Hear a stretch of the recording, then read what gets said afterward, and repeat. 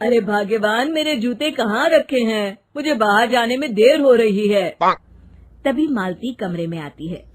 ये रहे आपकी जूते। मैं इन्हें साफ करने के लिए ले गई थी। अरे वाह, तुम कितनी समझदार हो। मेरे बिना कुछ कहे ही सारे काम कर देती हो। तभी मालती झिझकते हुए रमेश से कहती है, सुनिए जी, आपसे एक बात कहूँ, बुरा तो नहीं मानेंगे ना? अरे नहीं नहीं, बेफिक्र होकर कहो। शादी से पहले मैं अपने मायके में नौकरी करती थी। मैं चाहती हूँ कि अब मैं फिर से नौकरी करना शुरू कर दूं। वैसे भी सारा दिन घर में बोर हो जाती हूँ। देखो मालती, तुम्हारे नौकरी करने से मुझे कोई ऐतराज नहीं है, लेकिन तुम्हें एक बात बता दूं, हमारे खानदान में आज तक कभी किसी औरत ने नौकरी नहीं की। फिर भी एक बार तुम माँ से पूछ कर देखो, अगर वो तुम्हें नौकरी करने की इजाजत दे देती है तो अच्छी बात है। रमेश वहाँ से चला जाता है। फिर उसी शाम मालती अपनी सास के पैर दबा रही होती है। तभी उसकी सास मालती से कहती है, अरे क्या बात है बहू, आज तो ठीक तरह से मेरे पैर नहीं दबा रही। किसी ख्याल में खोई पड़ी है क्या? मैं भी तो जानूं आखिर बात क्या है। दरअसल वो माँ जी। अरे हाँ हाँ बोलो, इतना सोच क्यों रही हो? माँ जी, अगर आप बुरा न माने तो मैं नौकरी करना चाहती हूँ।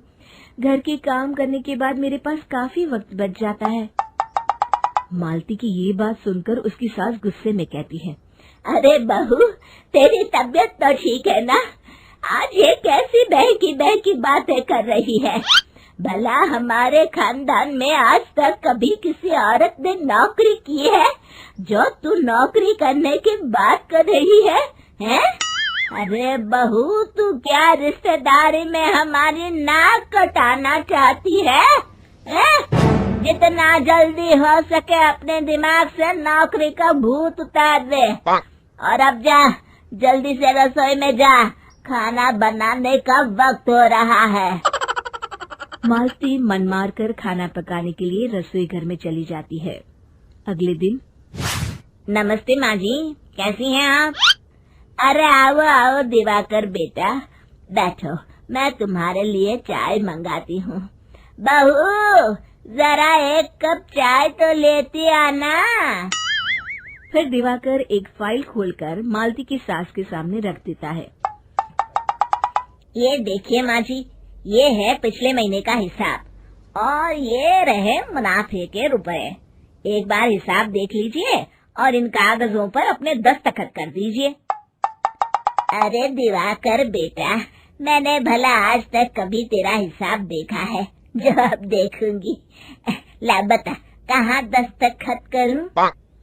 तभी मालती चाय लेकर वहाँ आ जाती है और अपनी सास को बिना कागजातों को पढ़े इस तरह लापरवाही से दस्तखत करते हुए देखकर हैरान रह जाती है।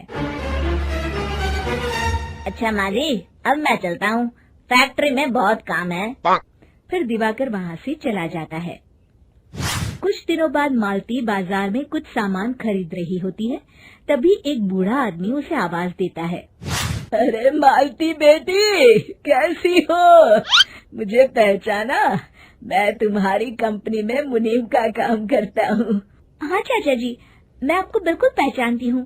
कहिए, कैसे हैं आप? मैं तो ठीक हूँ।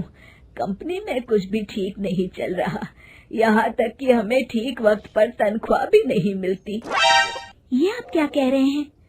अब क्या बताऊँ, आप लोग तो कभी हिसाब किताब देखने दफ्तर आते नहीं। मेरी मानो तो एक बार आप लोग दफ्तर आकर सारा हिसाब किताब देख लो, आपको असलियत पता चल जाएगी। अच्छा बेटी, अब मैं चलता हूँ, देर हो रही है। फिर वो बूढ़ा वहाँ से चला जाता है। वहीं दूसरी तरफ मालती घर पहुंचकर अपनी सास को सारी बात बताती है। तभी वहाँ रमेश भी आ जाता है, लेकिन मालती की सास मालती की किसी भी बात पर विश्वास नहीं करती। तभी रमेश कहता है, अरे माँ, बिना आग के कभी धुआं नहीं उठता। जब मालती इतना कह रही है तो हमें एक बार दफ्तर चलकर देख लेना चाहिए। वैसे भी हम लोग काफी दिन से अपने दफ्तर नहीं गए हैं। इस तरह किसी एक आदमी के भरोसे काम छोड़ना मुझे भी ठीक नहीं लगता। अगले दिन वे सभी अपने दफ्तर पहुंचते हैं और सीधे दिवाकर के कैबिन में जाते हैं। अचानक सबको एक साथ देखकर दिवाकर चौंक जाता है। अरे माँ जी, आप सब लोग अचानक यहाँ कैसे आ गए? अगर कुछ काम था तो मुझे एक फोन कर दिया होता, मैं आपके घर आ जाता। तभी मालती की सास कहती है, अरे दिवाकर बेटा, आज मैं हिसाब देखने दफ्तर आई हूँ, जरा मुझे पिछले 6 महीनों का हिसाब दिखाना तो बेटा। दिवाकर घबराते हुए हिसाब की फाइल मालती की सास को देता है। मालती की सास फाइल लेकर मालती को देती है और कहती है, ले बहू, देख ले हिसाब। मालती फाइल को बड़े गौर से देखती है और अगले ही पल उसे सारी गड़बड़ी समझ में आ जाती है। वो अपनी सास से कहती है, माँ जी, मुनीम चाचा बिल्कुल सही कह रहे थे। हमारी कंपनी में पिछले 6 महीनों में जितना मुनाफा हुआ है, हमें उसका आधा पैसा भी नहीं मिला। यूँ समझ लीजिए कि 1 रुपये में सिर्फ चवन्नी ही हमारे हाथों में आई है। मालती की बातें सुनकर मालती की सास गुस्से से दिवाकर को पूछती है, क्यों दिवाकर, मेरी बहू जो कह रही है वो सच है? दिवाकर समझ जाता है आज उसका भांडा फूट चुका है। वो गिड़गिड़ाते हुए कहता है, मुझे माफ कर दीजिए माँ जी, मैं पैसों के लालच में अंधा हो गया था।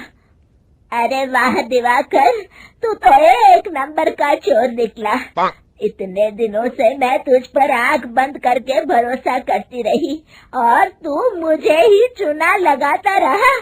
अभी के अभी निकल यहाँ से और दोबारा अपनी शक्ल मत दिखाना। दिवाकर वहाँ से भाग जाता है।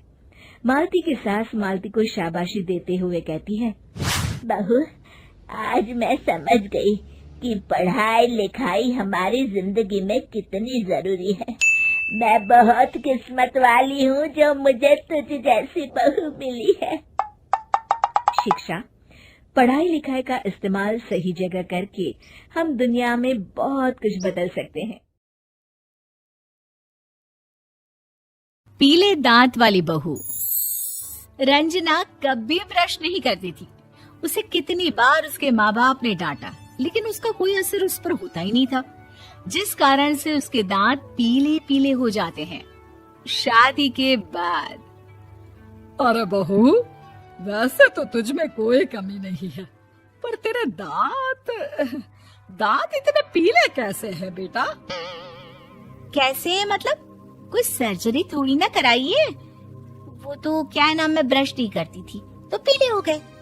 अब क्या करूं? आप कहें तो लाल करवा लूं या फिर काले? यार ये क्या है, क्यों माँ से लड़ रही हो? लड़ रही हूँ?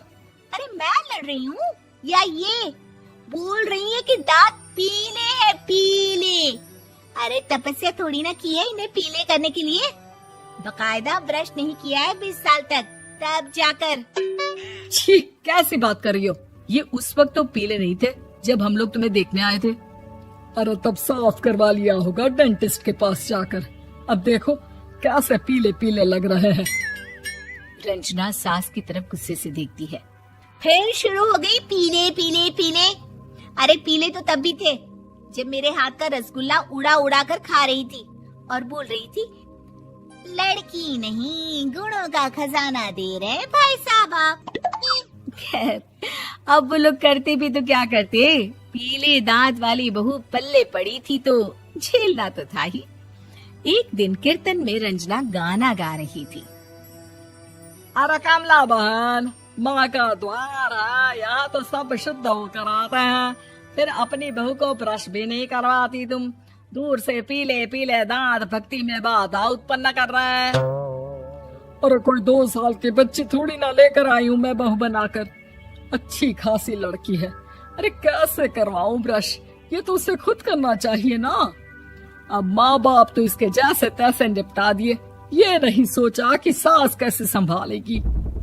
सास बहू को लेकर घर आ जाती है, लेकिन सोच लेती है कि अब इसे लेकर कहीं नहीं जाएगी। अगले रोज बहू कहती है, अरे क्या हो गया, मंदिर नहीं जाना क्या? कीर्तन का वक्त हो रहा है। मेरी मधुर वाणी से कान्हा जी जागते हैं और सोते हैं। आप तो जानती है ना उनकी भक्ति में कितना मन लगता है मेरा।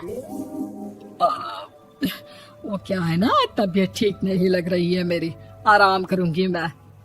तबीयत ठीक नहीं लग रही? अभी तो मिथुन के गाने पर नाच रही थी आप, और अब बोल रही है कि तबीयत ठीक नहीं लग रही। अरे भक्ति में मन लगा लो सासू माँ, ऊपर जाना है, क्या मुंह दिखाओगी आप? हाँ? सास को बहू की बात पर गुस्सा आ जाता है। मैं क्या मुंह दिखाऊंगी, इसकी चिंता तो ना कर, समझी?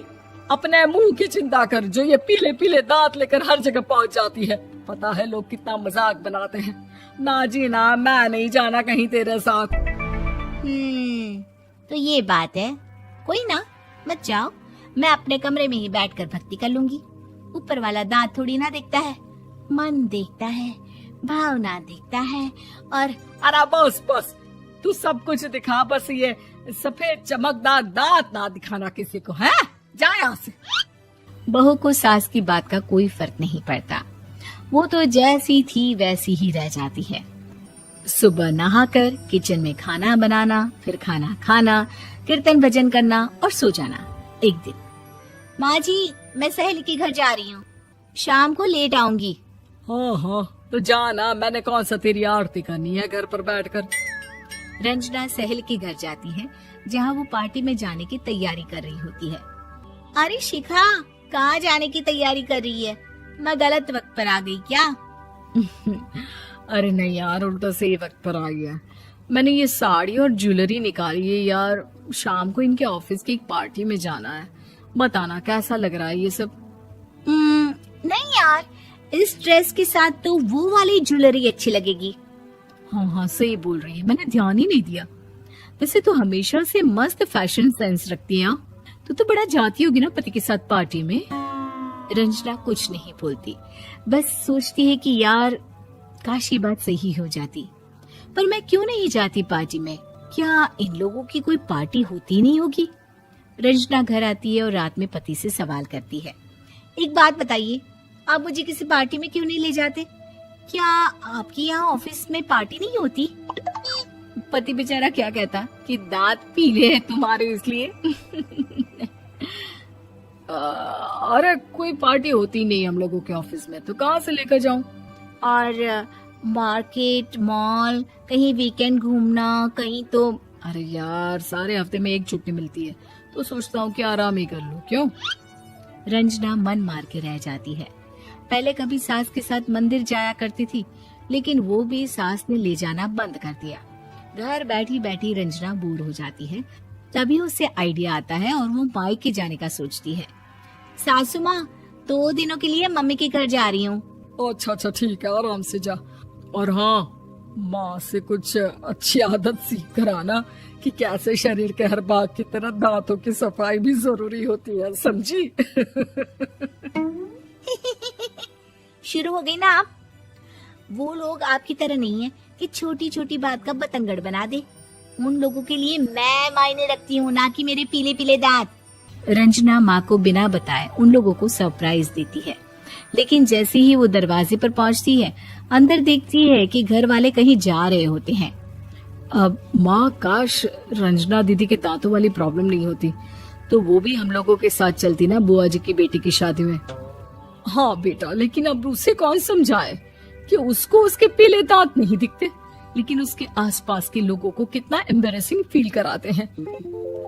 मुझे तो कितनी बार उसके स्कूल की टीचर ने शिकायत की कि उसके साथ कोई लड़की बैठना भी नहीं चाहती, और ना ही कॉलेज में कोई उससे बात करना चाहता था। लेकिन पता नहीं क्यों उसे ये बात समझ में ही नहीं आती। कोई कमी नहीं है उस लड़की में, बस यही कि दांत पीले हैं।